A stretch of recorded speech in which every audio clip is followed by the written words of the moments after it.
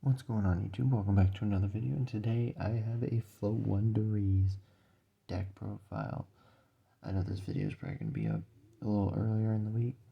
I'll be working this Thursday, so I'm not going to be able to stream, but I'm at least going to get a video out. And without further ado, let's get right on in to the deck. Starting us off, we have 3 copies of Floowandereeze and Verbena. This is your best starter. You want to see this card in your hand 10 times out of 10. You never want to see a hand without a way into this card. So what does it do? Well, all of the Floowandereeze monsters have the same effect, that they banish themselves and they leave the field, and you're locked out of being able to special summon for the rest of the turn after you resolve their effects. And Rabena's individual effect is when she's normal summoned, you get to add a level 4 or lower winged beast monster from your deck to your hand, and then immediately after her effect resolves, you normal summon the monster. So I'm just going to go over the individual effects of each Floowandereeze monster. And like I said, Verbena just wrote as your entire monster lineup outside of the higher leveled monsters. But that's why we have 3 copies of Floowandereeze and Eaglin. Eaglin does what Verbena does, but for level 7 and higher winged beast monsters. And then obviously after you search, as you normal summon all the Floowandereeze monsters normal summon on resolution of their effects. So Verbena adds level 4 or lower, Eaglin adds level 7 and higher. Next, we're on 2 copies of Talkin. I've thought about going up to 3 Talkin, because his effect is actually really good, and a lot of my combo lines end up using him, which is really good. And his individual effect is whenever he's normal summoned, you can target one of your banished Floowandereeze cards and add it back to your hand. So with map this card, or with Verbena plus a way into map, or just Verbena normal summon, do the thing, you have this in your hand. It leads to a pretty decent end board. And then I'm on 1 copy of Floowandereeze and Stree. I honestly thought about cutting the Stree for a 3rd token, because I really like Token's effect. And there are a lot of times where I wish I would open with a way into Token, or Talking Toucan. I'm just going to call him Token because I don't know if that's how you would actually spell Toucan. I don't think it is, but I'm on the 1 Stree because whenever it's normal summon, you target a card in either graveyard and you banish it. That's all it does, and then you immediately normal summon. Next, I'm on 2 copies of Floowandereeze and M-Pen. M-Pen is your main boss monster. Whenever he's tribute summoned, you get to add from your deck to your hand a Floowandereeze spell or trap. And whenever your opponent activates an effect of a special monster they control, also tribute summon. He prevents your opponent from activating special summon monster effects. Sorry. And then whenever he battles, he can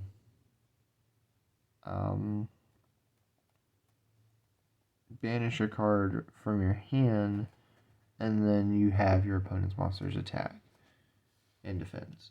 So he's really hard to deal with in battle, being 2700 attack. He can also have attack. So that is it for the monster lineup for my Floowandereeze portion of the deck. Not a lot of monsters from the archetype, but there's actually not a lot of Floowandereeze cards in the deck in general. Next, I'm on 3 copies of Floowandereeze and the Advent of Adventure. This card just gives you 3 more copies of your map, and it also gives you 3 more copies of every monster in the deck. And it's a quick play spell. It gives you 500 life points. You can banish a winged beast monster from your hand or field to add a Floowandereeze monster or Floowandereeze field spell specifically from your deck to your hand. And you gain 500 life points. It's a hard once, but being able to search out anything in the deck is just, or any monster or your field spell is really nice. Next, I'm on 3 copies of the field spell, Floowandereeze and the Magnificent Map. Map has a lot of broken effects. To be honest, if they hit this deck again, I think Map either needs to go to 1 or possibly 0. That's because during your main phase, you can reveal a Floowandereeze monster in your hand, banish a Floowandereeze card from your deck with a different name, and then immediately normal summon that monster. And then it also has the effect that when your opponent normal summons a monster, you can immediately after this effect resolves normal summon a monster, which is really broken and facilitates a lot of broken lines. Then I'm on 1 copy of Unexplored Winds, because typically you're going to be searching this card off of MPen if you don't already have Map. And this card is insane as well. You can, whenever you tribute something that requires 2 tributes, you can tribute a monster your opponent controls. So this card just gives you Stormforth every turn. And then during your main phase, you can reveal up to 2 winged beast monsters in your hand. Place them on the bottom of your deck, or place them on the bottom of your deck in any order, and draw cards equal to the number of cards you placed. So this basically is like, oh, I have 2 extra copies of Rabina and Eaglin in hand. Let me get rid of them really quick, and that's what Unexplored Winds allows you to do. Still not as broken as Map. And then we have 1 copy of Floowandereeze in the Dreaming Town. This is essentially, you flip it up, you normal summon a monster, and yeah. And then if you summon a level 7 or higher winged beast monster, or no, just a level 7 or higher monster while it's in your graveyard, you can banish it and Book of Moon all your opponent's monsters. And that is it for the Floowandereeze cards. Now we move on to our generic cards. Starting off with our generic tribute monsters that we're playing, that you search off of Inkland, which is 1 copy of Mist Valley Apex Avian and 1 copy of Ryza the Mega Monarch. Avian is just a monster you can repetitively tribute summon for, and then Ryza is a spin back that you can use on your opponent's turn, and if you tribute your MPen, I believe he can spin 3 cards, and Avian is an Omni Negate. That is why we play both of these. Next up, for the generic spells, I'm on 3 copies of Pot of Prosperity. This is a no-brainer. You're not really summoning out of the extra deck too much, but there are some extra deck options I will have available just to kind of like talk about scenarios where it would come up. And then I'm also on 3 copies of Pot of Duality. Can never have enough ways to find your Rabina. This card digs you 6 deep if you don't find a Rabina, but you find a Duality. This gets you another 3 deep, so you go 9 deep in your deck trying to find a Rabina. Then I'm on 2 copies of Crossout Designator and 1 copy of Called by the Grave. Simply for the fact of stopping Imperm and anything else that's going to stop your Rabina is really, really nice to have. Then we have 1 copy of Gold Sark. This is essentially a Rhoda in the deck, because you banish a monster, then you normal summon, and all the Floowandereeze monsters have the effect that when you normal summon a monster, while they are banished, you can add them back to the hand Forgot to mention that, but I'm mentioning it now because that's part of why this deck is so consistent, so good, and just everything. So all the Floowandereeze monsters recur themselves back from banish.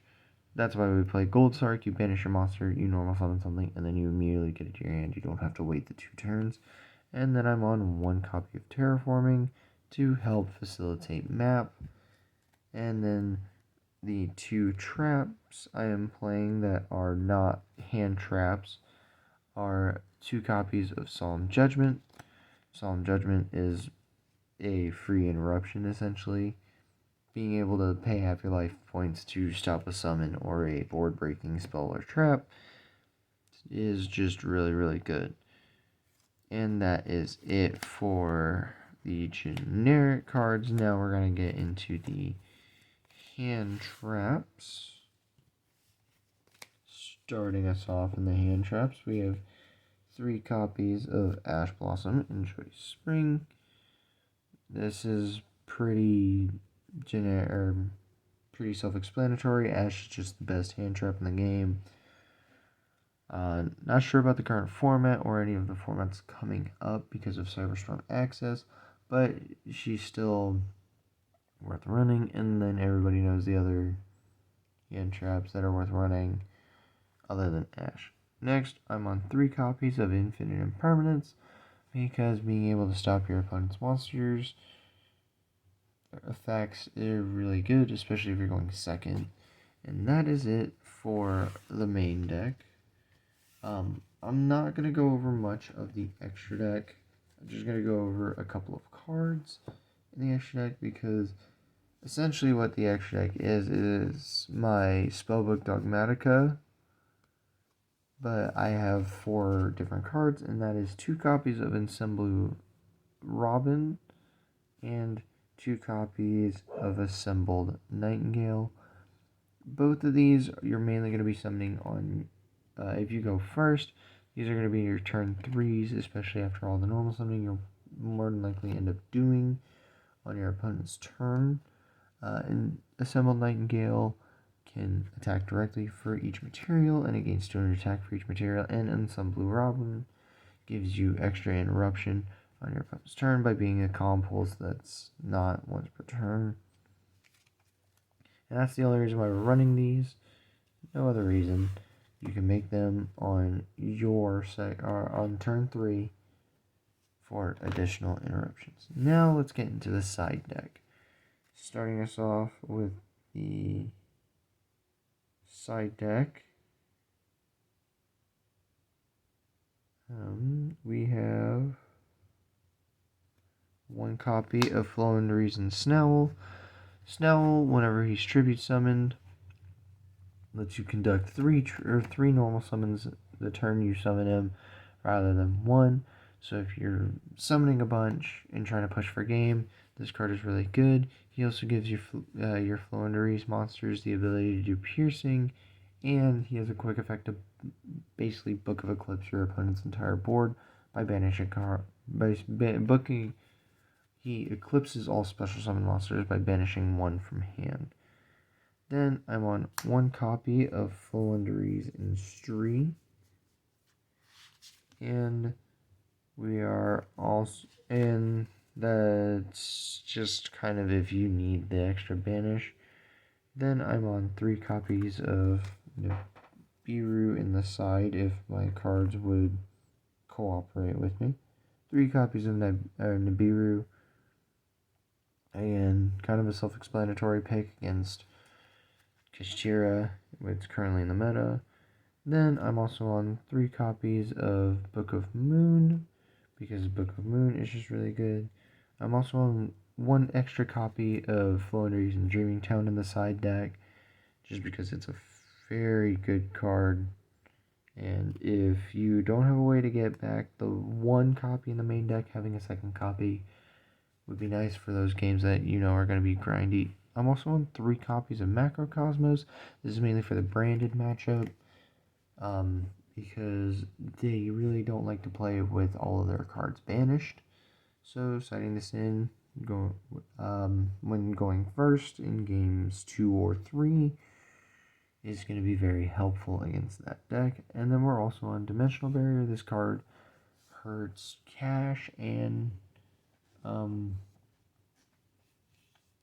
Branded equally, because you can call Xyz against Kashtira, you can call Fusion against. This card is really good. I think this card is kind of slept on right now, but it is a trap card, so I can see that being the reason why nobody's playing that. And that is it for the deck. I hope you guys did enjoy this deck profile, and if you did, please be sure to like the video and share the video around. This deck is fairly expensive for the generic cards, but for everything else, the deck is cheap. Like the Floowandereeze cards themselves are fairly cheap, especially if you buy the Megatin printings of a lot of these cards. Those are all going to be very cheap. The only expensive card is Advent, and Advent is a card that you can easily just not play 3 other hand traps in place of Advent. And as I said, that is the deck, and I will see you all in the next one. Peace.